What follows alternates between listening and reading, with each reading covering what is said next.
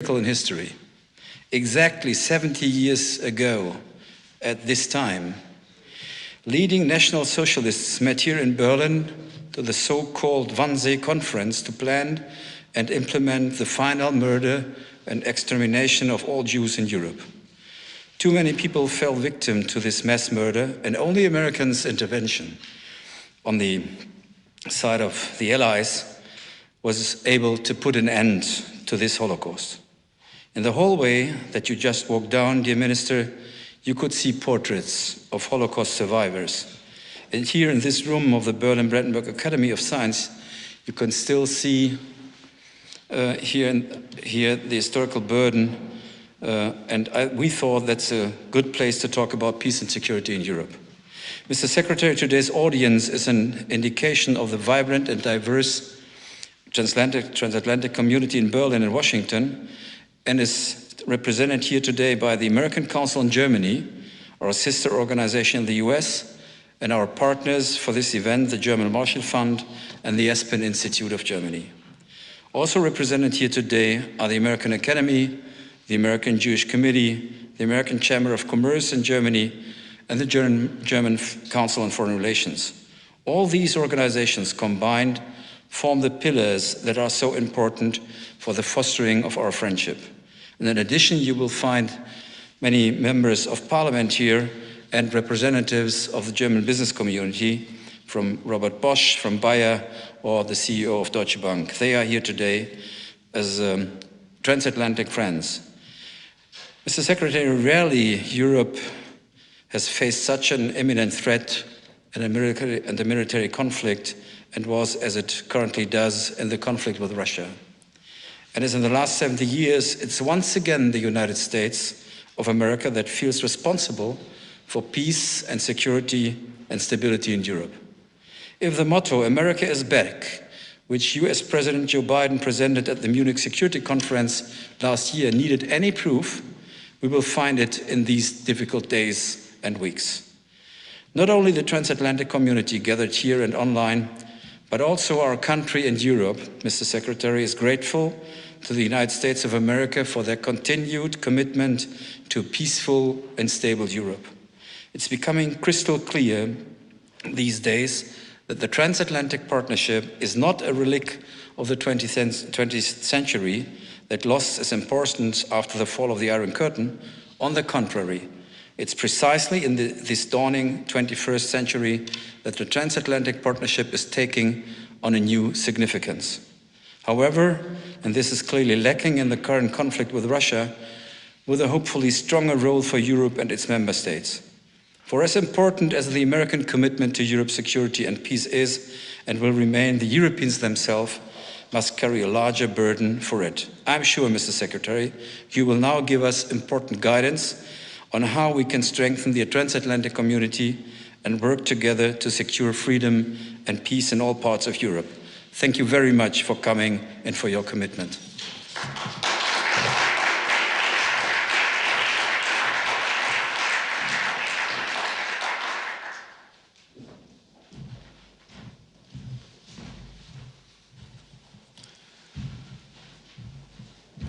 Good afternoon.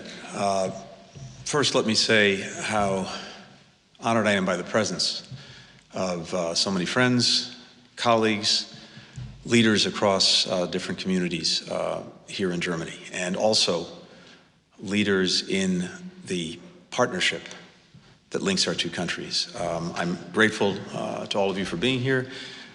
Grateful for this opportunity as well to be at the Academy of Sciences and Humanities. I heard a little bit from Sigmar about the history, briefly walked the hallways, and I very much appreciate this hospitality. But it's an institution with an extraordinary tradition of scholarship, discovery, stretching back more than 300 years. And I understand that among other luminaries, Albert Einstein was a member here. So I should probably let you know that my remarks today will include very little about astrophysics, which will be to everyone's benefit. I want to thank all the institutions that are co-hosting us, including Atlantic Brücke. By the way, my own history with the Brücke, the bridge, goes back well more than 20 years. I remember very well spending time with visiting colleagues from Germany during the Clinton administration. But it's a pleasure to be with you, the German Marshall Fund, the Aspen Institute, the American Council on Germany, and I can't not acknowledge a great friend, colleague, going back to my university days, the Clinton administration, the Obama administration, Dan Benjamin. It's wonderful to see you as well. Over the years, these organizations have helped build, strengthen, and deepen the ties between our countries. One of the markers of a strong democracy is a robust, independent civil society. And I'm grateful to our co-hosts for their contributions to democracy on both sides of the Atlantic, and again, for bringing us together today. So, as Sigmar said, and as all of you know, I have come to Berlin at a moment of great urgency for Europe, for the United States, and I would argue for the world. Russia is continuing to escalate its threat toward Ukraine. We've seen that again in just the last few days with increasingly bellicose rhetoric, building up its forces on Ukraine's borders, including now in Belarus. Russia's repeatedly turned away from agreements that have kept the peace across the continent for decades. And it continues to take aim at NATO, a defensive voluntary alliance that protects nearly 1 billion people across Europe and North America, and at the governing principles of international peace and security that we all have a stake in defending. Those principles, established in the wake of 2 world wars and a Cold War, reject the right of one country to change the borders of another by force, to dictate to another the policies it pursues or the choices it makes, including with whom to associate, or to exert a sphere of influence that would subjugate sovereign neighbors to its will. To allow Russia to violate those principles with impunity would drag us all back to a much more dangerous and unstable time, when this continent and this city were divided in 2, separated by no man's lands, patrolled by soldiers with the threat of all-out war hanging over everyone's heads. It would also send a message to others around the world that these principles are expendable, and that too would have catastrophic results. That's why the United States and our allies and partners in Europe have been so focused on what's happening in Ukraine. It's bigger than a conflict between 2 countries. It's bigger than Russia and NATO. It's a crisis with global consequences. And it requires global attention and action. Here today, among this rapidly unfolding situation, I'd like to try to cut through to the facts of the matter. To begin, Russia claims that this crisis is about its national defense, about military exercises, weapon systems, and security agreements. Now, if that's true, we can resolve things peacefully and diplomatically. There are steps we can take, the United States, Russia, the countries of Europe, to increase transparency, reduce risks, advance arms control, build trust. We've done this successfully in the past, and we can do it again. And indeed, it's what we set out to do last week in the discussions that we put forward at the Strategic Stability Dialogue between the United States and Russia, at the NATO-Russia Council, and at the OSCE. At those meetings, and many others, the United States and our European allies and partners have repeatedly reached out to Russia with offers of diplomacy in a spirit of reciprocity. So far, our readiness to engage in good faith has been rebuffed. Because in truth, this crisis is not primarily about weapons or military bases. It's about the sovereignty and self-determination of Ukraine and all states. And at its core, it's about Russia's rejection of a post-Cold War Europe that is whole, free, and at peace. For all our profound concerns with Russia's aggression, provocations, political interference, including against the United States, the Biden administration has made clear our willingness to pursue a more stable, predictable relationship, to negotiate arms control agreements, like the renewal of New START, and launch our Strategic Stability Dialogue, to pursue common action to address the climate crisis, and work in common cause to revive the Iran nuclear deal. And we appreciate how Russia has engaged with us in these efforts. And despite Moscow's reckless threats against Ukraine and dangerous military mobilization, despite its obfuscation and disinformation, the United States, together with our allies and partners, have offered a diplomatic path out of this contrived crisis. And that's why I've returned to Europe. Ukraine yesterday, Germany here today, Switzerland tomorrow, where I'll meet with Russian Foreign Minister Lavrov and once again seek diplomatic solutions. The United States would greatly prefer those to be the case and certainly prefer diplomacy to the alternatives. We know our partners in Europe feel the same way. So do people and families across the continent, because they know that they will bear the greatest burden if Russia rejects diplomacy. And we look to countries beyond Europe, to the international community as a whole, to make clear the costs to Russia if it seeks conflict, and to stand up for all the principles that protect all of us. So let's look plainly at what's at stake right now, who will actually be affected, and who is responsible. In 1991, millions of Ukrainians went to the polls to say that Ukraine would no longer be ruled by autocrats, but would govern itself. In 2014, the Ukrainian people stood up to defend their choice for a democratic and European future. They've been living under the shadow of Russian occupation in Crimea and aggression in Donbass ever since. The war in eastern Ukraine, orchestrated by Russia with proxies that it leads, trains, supplies, and finances, well, that's killed more than 14,000 Ukrainians. Thousands more have been wounded. Entire towns have been destroyed. Nearly 1.5 million Ukrainians have fled their homes to escape the violence. For Ukrainians in Crimea and the Donbass, the repression is acute. Russia blocks Ukrainians from crossing the line of contact, cutting them off from the rest of the country. Hundreds of Ukrainians are being held as political prisoners by Russia and its proxies. Hundreds of families don't know if their loved ones are alive or dead. And the humanitarian needs are growing. Nearly 3 million Ukrainians, including 1 million elderly people and 500,000 children, urgently need food, shelter, and other life-saving assistance. But of course, even Ukrainians who live far away from the fighting are affected by it.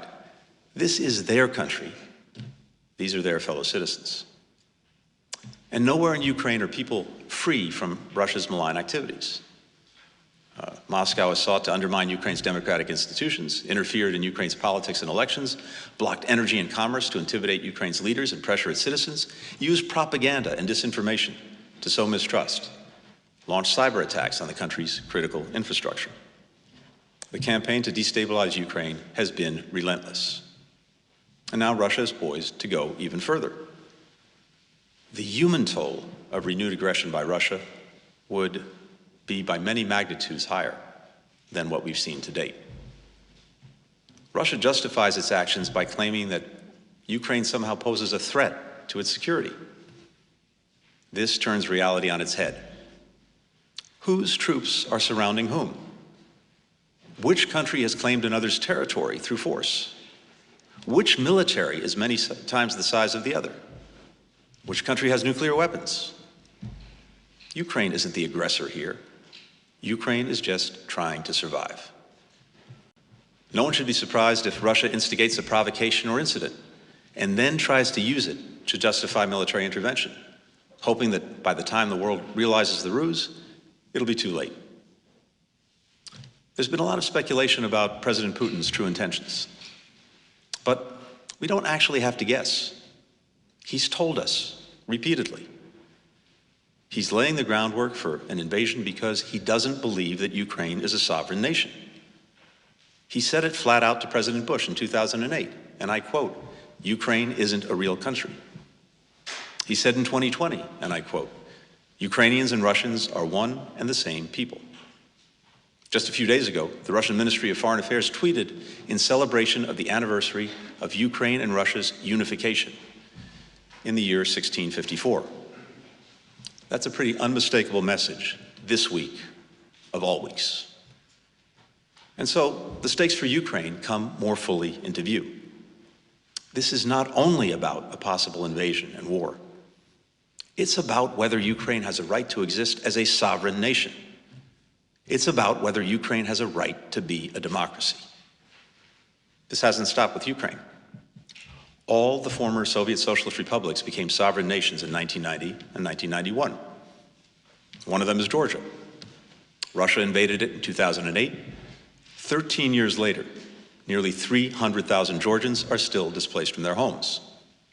Another is Moldova.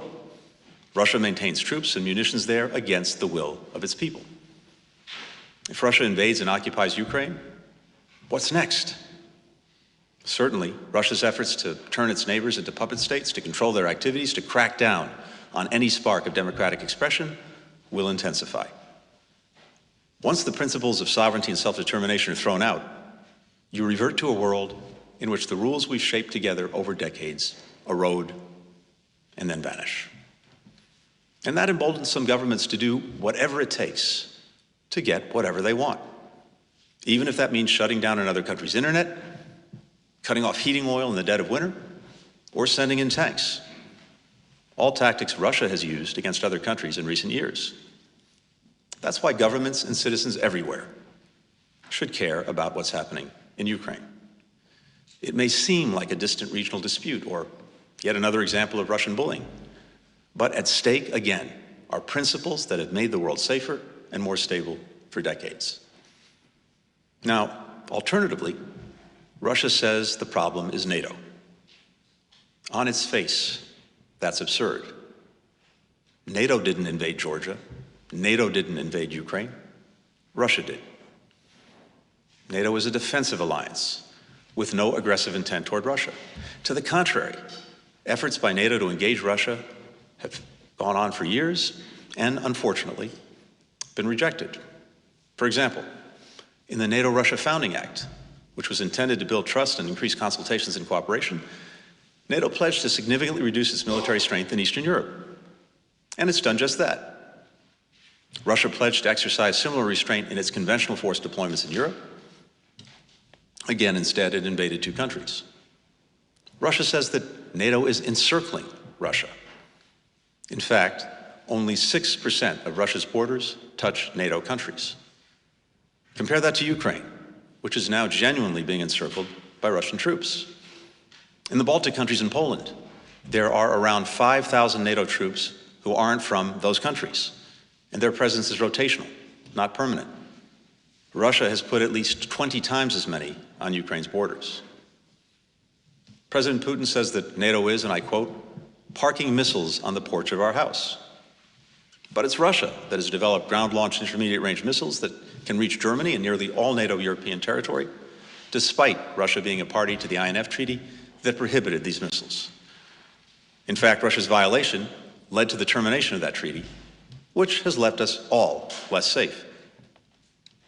It's also worth noting that though Russia is not a member of NATO, it, like many non-NATO countries, has actually benefited from the peace, stability, and prosperity that NATO has helped make possible. Many of us remember vividly the tensions and fears of the Cold War era. The steps that the Soviet Union and the West took toward each other over those years to build understanding and establish agreed-upon rules for how our countries would act were welcomed by people everywhere because they turned down the heat and made military conflict less likely. Those breakthroughs are the result of a great deal of hard work by people on all sides. Now we're seeing that hard work come undone.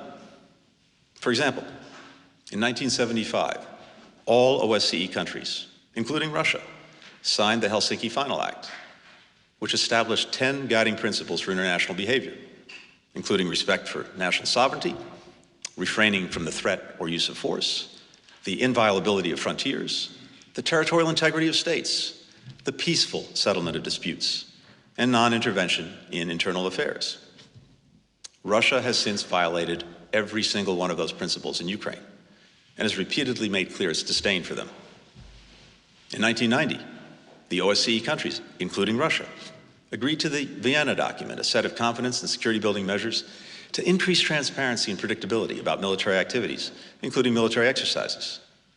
Now, Russia selectively follows those provisions. For example, it holds large-scale military exercises that it claims are exempt from the notification and observation requirements of the Vienna Document because they're conducted without prior notice to the troops involved. Last fall, Russia conducted military exercises in Belarus with more than 100,000 troops.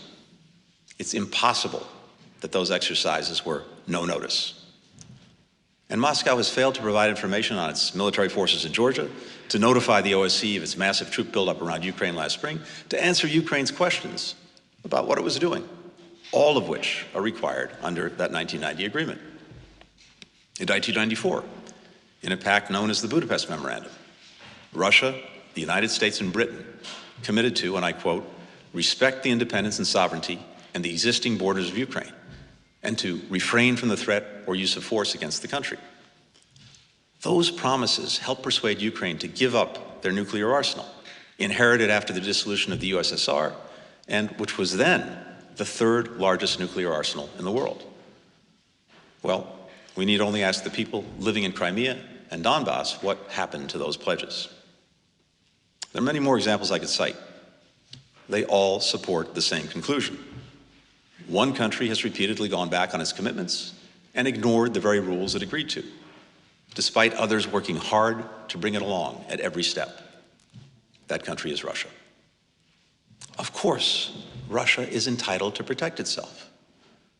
And the United States and Europe are prepared to discuss Russia's security concerns and how we can address them in a reciprocal way. Russia has concerns about its security and actions that it says the United States and Europe and NATO are taking that somehow threaten that security. We have profound concerns about the actions that Russia is taking that threaten our security. We can talk about all of that. But we will not treat the principles of sovereignty or territorial integrity enshrined in the UN Charter, affirmed by the UN Security Council, as negotiable. And if I could speak to the Russian people, I would say to them, you deserve to live with security and dignity, like all people everywhere. And no one, not Ukraine, not the United States, not NATO or its members, is seeking to jeopardize that. But what really risks your security is a pointless war with your neighbors in Ukraine, with all the costs that come with it. Most of all, for the young people who will risk or even give their lives to it. At a time when COVID is running throughout the planet, we have a climate crisis, we need to rebuild the global economy, all of which demand so much of our attention and resources. Is this really what you need? A violent conflict that will likely drag on. Would that actually make your lives more secure, more prosperous, more full of opportunity? And just think of what a great nation like Russia could achieve if it dedicated its resources, especially the remarkable talent of its human resources, its people, toward the most significant challenges of our time. We in the United States, our partners in Europe, we would welcome that. Tomorrow I'll meet with Foreign Minister Lavrov, and I'll urge that Russia find its way back to the agreements it swore to over the decades, and to working with the United States and our allies and partners in Europe to write a future that can ensure our mutual security. But I'll also make clear that that possibility will be extinguished by Russian aggression against Ukraine, which would also do the very thing Moscow complains about, bolster the NATO defensive alliance. These are difficult issues we're facing. Resolving them won't happen quickly. I certainly don't expect we'll solve them in Geneva tomorrow. But we can advance our mutual understanding. And that, combined with de-escalation of Russia's military buildup on Ukraine's borders, that can turn us away from this crisis in the weeks ahead. At the same time, the United States will continue to work with our allies and partners in NATO, the European Union, the OSCE, the G7, the United Nations, throughout the international community, to make clear that there are two paths before Russia. The path to diplomacy that can lead to peace and security, and the path of aggression that will lead only to conflict, severe consequences, international condemnation. The United States and our allies will continue to stand with Ukraine and to stand ready to meet Russia on either path. It's no accident that I'm offering these thoughts here in Berlin. Perhaps no place in the world experienced the divisions of the Cold War more than this city. Here, President Kennedy declared all free people citizens of Berlin. Here, President Reagan urged Mr. Gorbachev to tear down that wall. It seems at time that President Putin wants to return to that era. We hope not. But if he chooses to do so, he'll be met with the same determination, the same unity that past generations of leaders and citizens brought to bear to advance peace, to advance freedom, to advance human dignity across Europe and around the world. Thanks so much for listening.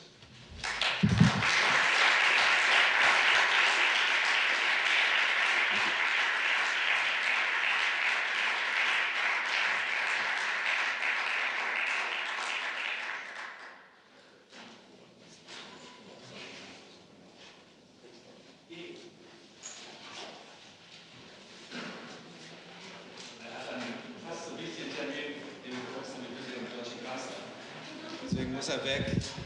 Vielen Dank, dass Sie zu uns kommen. Meine Damen und Herren, Sie können gerne noch mit uns eine Tasse Kaffee trinken. Bleiben Sie gerne noch einen Moment bei uns.